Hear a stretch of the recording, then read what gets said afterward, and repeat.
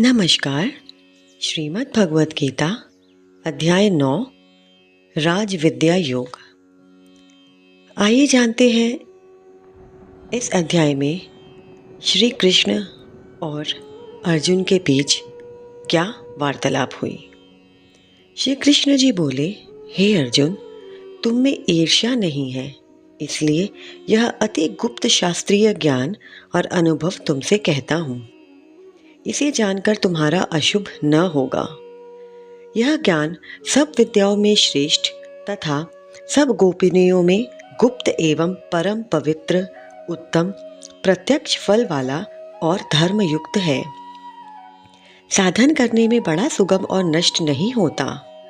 हे परंतप, इस धर्म पर जो श्रद्धा नहीं रखते वे मुझे नहीं पाते और इस मृत्यु लुप्त संसार में बार बार लौटते हैं। मैं अव्यक्त हूँ और मैंने ही यह सब जगत प्रकट किए हैं। सब प्राणी मुझ में स्थिर हैं, किंतु मैं उनमें नहीं हूँ। मुझ में सब भूत भी नहीं है। मेरा यह ईश्वरीय कर्म देखो।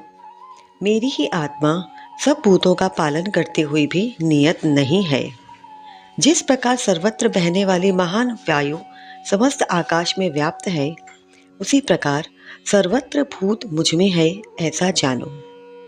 हे कौन्तेय, सभी जीव कल्प के अंत में मेरी प्रकृति में आ मिलते हैं और कल्प के प्रारंभ में उनको फिर उत्पन्न करता हूँ। अपनी प्रकृति का आश्रय लेकर उसके गुण व स्वभाव वाले समस्त भूत वर्ग को मैं बार बार उत्पन्न करता हूँ। हे धनंजय, मेरे ये कर्म मुझ में नहीं बांधते, क्योंकि मैं उदासीन की तरह इनमें आसक्त नहीं हूँ और स्थिर हूँ। मैं अध्यक्ष होकर प्रकृति द्वारा चराचर जगत को उत्पन्न करता हूँ। हे कौन्तेय, इसी कारण यह जगत बनता बिगड़ता रहता है। मूर्ख लोग मेरे परम स्वरूप को नहीं जानते कि मैं समस्त चराचर का स्वामी हूँ। जो मुझको मनुष्य जानकर मेरी अवहेलना करते हैं, उनकी आशा व्यर्थ, कर्म निष्फल, ज्ञान निरर्थक, चित्त भ्रष्ट है और वे उस आसुरी शक्ति के वश में हैं जो मोह को उत्पन्न करती हैं। हे पार्थ, विवेकी जन जो दैवी प्रकृति में स्थित हैं, वे मुझे संसार का आदि अविनाशी जानकर अनन्य मन से भजते हैं। वे दृढ़ व्रती सदा मेरा कीर्तन करते हैं और भक्ति से उपासना करते हैं। कोई एकत्व से, कोई पृथकत्व से और कोई मुझे अनेक रूप वाला विश्व रूप मानकर उपासना करते हैं।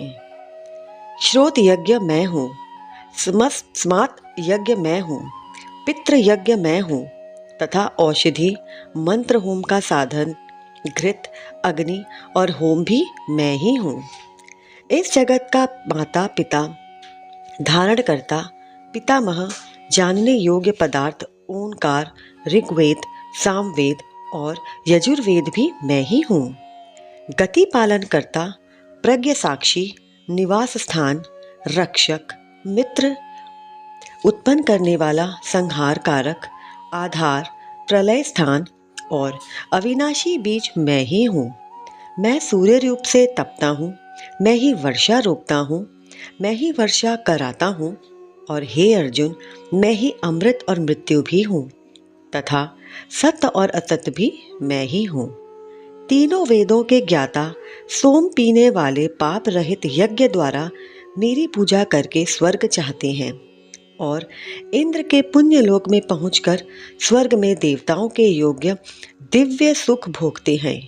वे उस विशाल स्वर्ग लोक में सुख भोग कर पुण्य के क्षीण होने पर फिर मृत्यु लोक में लौट आते हैं। इस प्रकार तीनों वेदों के यज्ञादि धर्मों का पालन करने वाले भोग भी इच्छा रखने वालों का आगमन होता है और अनन्य भाव से चिंतन करते हुए मेरी उपासना करते हैं। उन नित्य योगियों के योग क्षेम अर्थात स्थान, भोजनाचदान से इनकी मैं रक्षा करता हूँ। हे कौन्तेय, जो दूसरे देवताओं के भक्त हैं और श्रद्धा से उन्हें पूजते हैं, वे भी मेरा ही पूजन करते हैं, परंतु यह पूजन विधि पूर्वक नहीं है।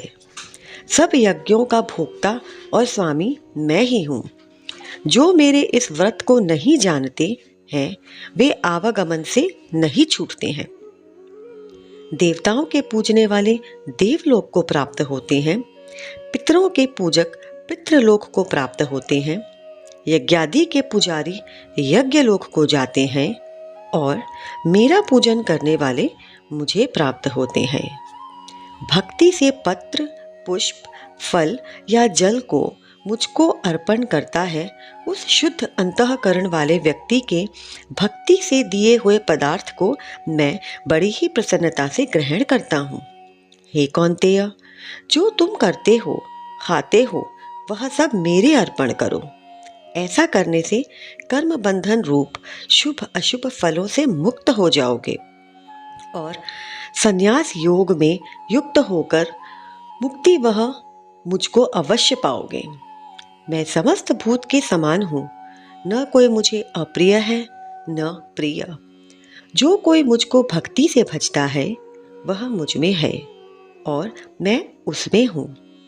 यदि कोई दुराचारी भी हो और अनन्य भाव से मेरा भजन करे, उसको मैं साधु ही मानता हूँ, क्योंकि उसने उत्तम मार्ग ग्रहण किया है। वह शीघ्र ही धर्मात्मा होता है और चिरस्थायी शांति को पाता है। हे कौन्तेय, यह निश्चय करके जानो कि मेरा भक्त कभी नाश को प्राप्त नहीं होता। हे पार्थ, मेरा आश्रय पाकर नीच कुल में उत्पन्न स्त्रियां, वैश्य और शूद्र भी उत्तम गति को पाते हैं। फिर जो पुण्यवान भक्त, राजश्री और ब्राह्मण हैं, उनकी तो बात ही क्या है। अतः इस नाशवान और दुख भरे संसार में जन्म पाकर तुम मेरा ही भजन करो, मुझ में ही लीन हो जाओ और मन लगाकर मेरे भक्त बन जाओ। फिर मेरी पूजा और मुझे नमस्कार कर मुझ में लौ लगाए रहकर मुझ में ही लीन हो जाओगे। 9वें अध्याय का महात्म्य। श्री नारायण जी बोले, हे लक्ष्मी, दक्षिण देश में भाव सुशर्मा नामक शूद्र रहता था। बड़ा पापी और मांस मदिरा आहारी था। जुआ खेले, चोरी करे, पर स्त्री रमे। एक दिन मदिरा पान से उसकी देह छूटी, वह मरकर प्रेत हुआ। एक बड़े वृक्ष पर रहे। एक ब्राह्मण भी उस नगर में रहता था। दिन को भिक्षा मांगकर स्त्री को लाकर देवे। उसकी स्त्री बड़ी कलहनी थी। समय पाकर उन दोनों ने प्राण त्यागे। वह दोनों मरकर प्रेत हुए और वे भी उसी वृक्ष पर आकर रहे जहां प्रेत रहता था। वहां रहते रहते कुछ काल व्यतीत हुआ। एक दिन उसकी पिशाचिनी ने कहा, पुरुष पिशाच, तुमको वो कुछ पिछले जन्म की खबर है? तब पिशाच ने कहा, खबर है, मैं पिछले जन्म में ब्राह्मण था। तब पिशाचिनी ने कहा, तूने पिछले जन्म में क्या साधना की थी जिससे तुझको पिछले जन्म की खबर है? तब उसने कहा, मैंने पिछले जन्म में एक ब्राह्मण से अध्यात्म कर्म सुना था। तब फिर पिशाचिनी ने कहा, तूने और कौन सी साधना की थी? वह ब्राह्मण कौन था और वह आध्यात्म कर्म कौन सा है जिसके सुनने से तुझे पिछले जन्म की खबर रही? पिशाच ने कहा, मैंने कोई पुण्य नहीं किया, केवल गीता जी का श्लोक श्रवण किया है। उसका प्रयोजन यह है, एक समय अर्जुन ने श्री कृष्ण से 3 बातें पूछी थी जो गीता जी के 9वें अध्याय में लिखी हैं। वह 3 बातें पिशाचिनी ने पिशाच से श्रवण करी। इन बातों के सुनते ही एक और प्रेत वृक्ष से निकला। उसने कहा, अरे पिशाचिनी, यह 3 बातों फिर से कहो जो अभी तुम सुना रही थी। पिशाचिनी ने कहा, तू कौन है? मैं तुझे नहीं जानती। मैं अपने पति से पूछती हूँ, यह कर्म कौन था जिसने पिछले जन्म की खबर रही? यह बातें उसने मुझे सुनाई हैं।